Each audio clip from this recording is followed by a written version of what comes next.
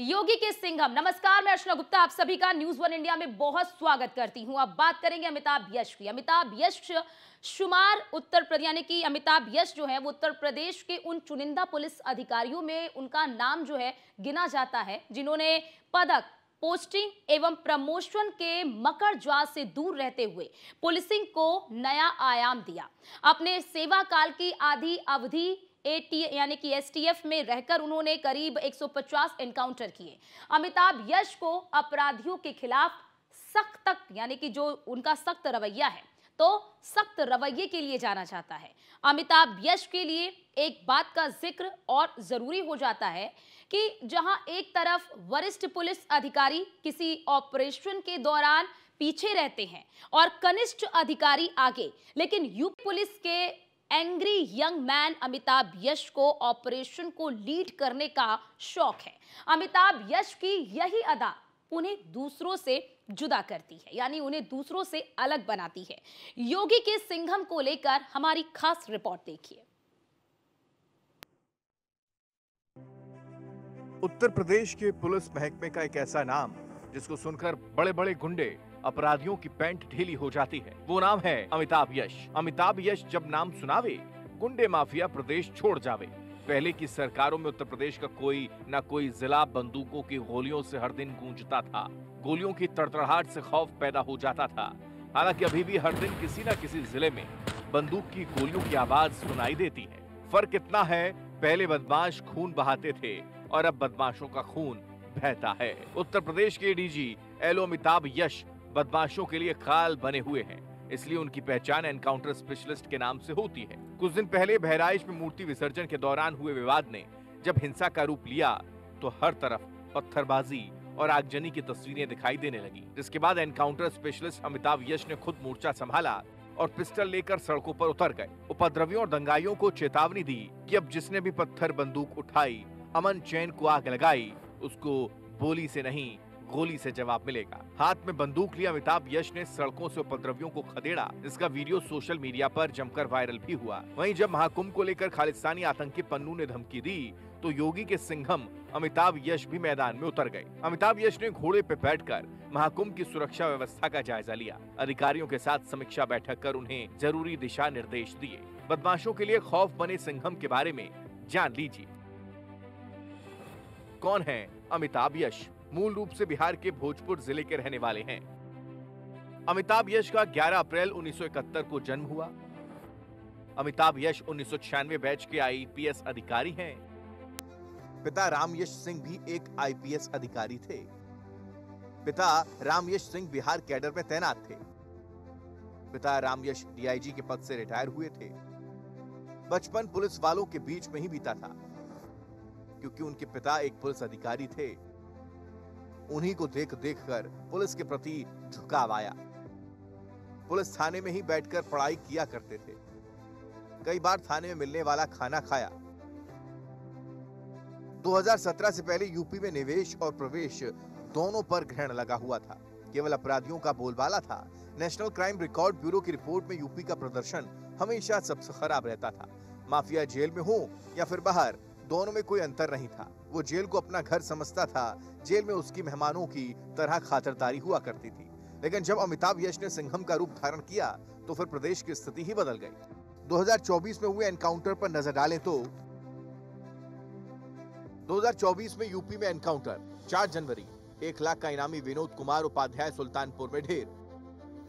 4 जून 2.5 लाख का इनामी अपराधी नीलेश राय मुजफ्फरनगर में ढेर। 5 सितंबर डकैती का आरोपी मंगेश यादव सुल्तानपुर में एनकाउंटर में ढेर। 23 सितंबर डकैती का आरोपी अनुज प्रताप सिंह उन्नाव में ढेर किया गया। 23 सितंबर अपराधी मोहम्मद जाहिद को गाजीपुर में मार गिराया। 23 दिसंबर पीलीभीत में 3 आतंकियों को एनकाउंटर में ढेर किया गया। 23 दिसंबर बैंक में चोरी का आरोपी सौबिंद को मुठभेड़ में मार गिराया।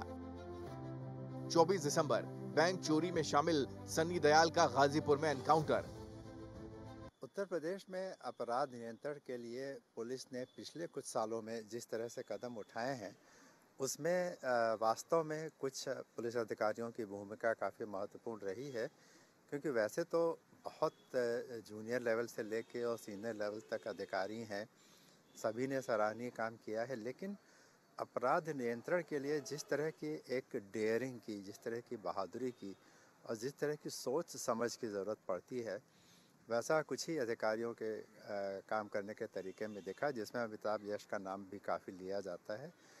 ख़ास तौर पर उनका जो एक किसी भी केस को फॉलो करके उसमें टेक्नोलॉजी का इस्तेमाल करना, सर्वेलेंस का इस्तेमाल करना और किसी भी एक केस को फॉलो करते करते उसमें जितने भी इधर और इधर की तरफ के साइड केसेस होते हैं उनको छोड़ के सीधे एक नतीजे तक पहुंचने का जो उनका तरीका है, जिसको कहते हैं कि बिल्कुल स्ट्रेट फॉरवर्ड पुलिसिंग या स्ट्रेट फॉरवर्ड इन्वेस्टिगेशन, इसके लिए वो अच्छे खासे जाने जाते हैं।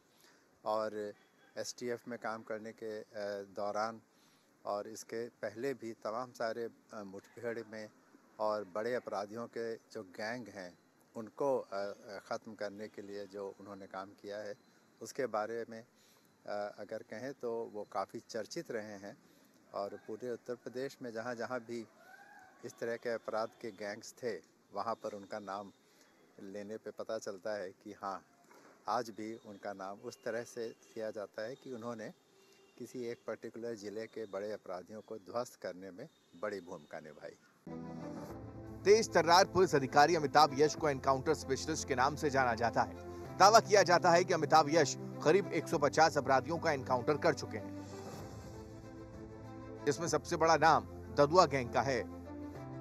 70 के दशक में ददुआ गैंग की दहशत थी, भीड़ों में दहशत का पर्याय था। विधायक से लेकर सांसद तक खौफ खाते थे। ददुआ एक बहुत खतरनाक डकैत था। ददुआ ने 150 से भी ज्यादा हत्याएं की थी। अमिताभ यश ने ददुआ गैंग का सफाया किया। माफिया अतीक अहमद के बेटे का भी एनकाउंटर किया। असद का एनकाउंटर अमिताभ यश की टीम ने ही किया था। देश को भयमुक्त, अपराध मुक्त बनाने में अमिताभ यश का बड़ा योगदान रहा है। अमिताभ यश बहुत ही एक शानदार, उम्दा आईपीएस अधिकारी रहे हैं। उनका करियर अगर देखा जाए तो सुनहरे से अपने शुरुआती जीवन से ही उन्होंने डिसिप्लिन, अनुशासन और अपनी कर्तव्यपरायणता को प्राथमिकता दी है। उत्तर प्रदेश योगी सरकार के आने के पहले उत्तर प्रदेश में अपराध अपने चरम पर था। जहां देखिए अपराधियों और माफियाओं का बोलबाला था। मुख्तार अंसारी, अतीक अहमद, विकास पाठक और अन्य पश्चिमांचल के दुर्दांत अपराधी प्रदेश पर उनका कब्जा जमाए हुए थे। अमिताभ यश के सामने में या योगी सरकार के सामने उस समय इन अपराधों पर अंकुश लगाना, उनको नियंत्रण करना उन पर बहुत बड़ी चुनौती थी। और ये जिम्मेदारी एसटीएफ के चीफ के रूप में अमिताभ यश ने संभाली, और संभाली ही नहीं, उसको बखूबी उन्होंने बहुत खूबसूरती से निभाया है।